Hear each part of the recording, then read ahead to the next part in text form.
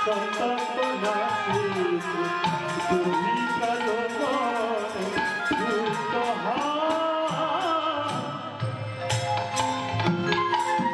আমার মানুষ সন্তাপ নাশিতে যদি মনে দুঃখ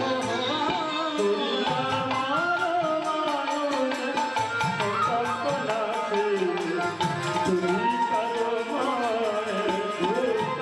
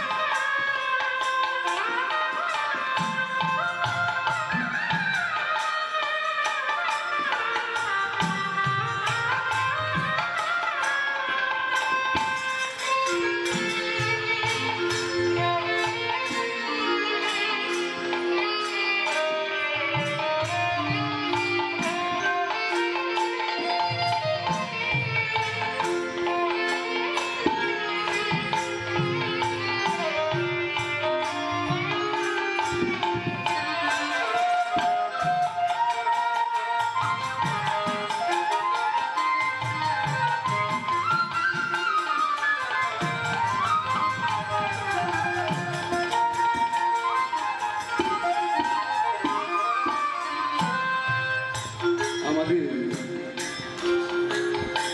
জন্মের পরে আমরা পূর্বজন্মে কোথায় ছিলাম জানি না, এই জন্মে মানব হয়ে এসেছি। তাই পদকর্তা গাইলেন, প্রভু আমারও মানুষের সন্তাপ নাশিতে যদি কারো মনে হয়, অর্থাৎ আমরা কৃষ্ণ ভজন করি বলে, গৌর ভজন করি বলে, সাধু সঙ্গ করি বলে অনেকের মনে দুঃখ হয়, অনেকে সইতে পারে, অনেকে এই ভক্ত সঙ্গ সইতে পারে। তাদের মনে সন্তাপ, তাদের মনে আছে এরা শুধু কৃষ্ণ ভক্ত, শুধু গৌর ভক্ত, কৃষ্ণ এগুলো ছাড়া কিছু বোঝে না। তাই বলছেন পদকর্তা সংযুক্ত হয়ে প্রভুর কাছে প্রার্থনা করছে, প্রভু আমায় ফেলে বন্ধুহীন দেশে কোথায় রইলে হরি, কোথায় রইলে বসে,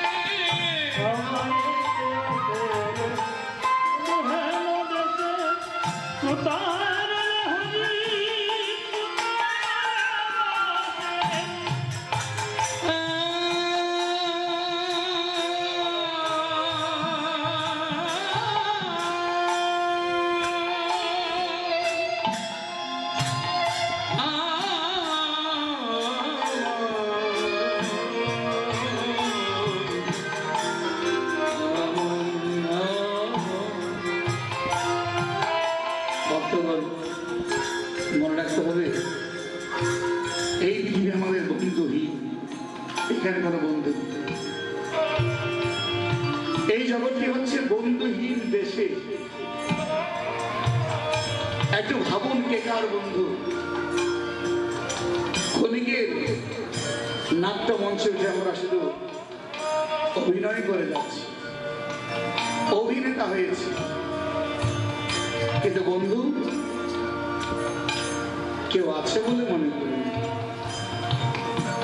ক্ষণিকের জন্য আমরা তুমি কার কে তোমার এটুকু, কিন্তু এখানে বন্ধু যদি হয়ে থাকে একজনই বন্ধু, সে হচ্ছে দীনবন্ধু। দীনবন্ধু নীতি এই জগতে আর কোনো বন্ধু নেই। আজকে আমাদের যে পাঠের মূল বিষয়টা আমরা আজকে 4 দিন যাবত করে এসেছি। গুন্ডিচা মহারানী এবং ইন্দ্রদীন রাজা নিজ হস্তে 18টি সন্তানকে বলি দিয়েছে, নিজ হস্তে 18টি পুত্র নিধন করেছে নিজ হস্তে। কেন? একমাত্র গোবিন্দ পাওয়ার আশা। জগৎকে জানিয়ে দিয়েছেন, জগৎকে শিক্ষা দিয়েছেন, আমায় ফেলে বন্ধুহীন দেশে কোথায় রইলে হরি, কোথায় রইলে বসে, বন্ধুহীন দেশে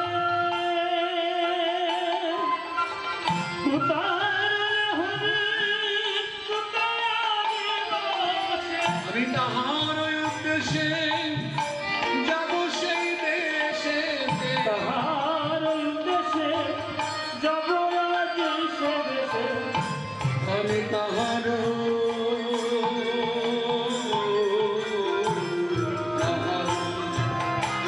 আজকে আমরা এখানে এসেছি কেন?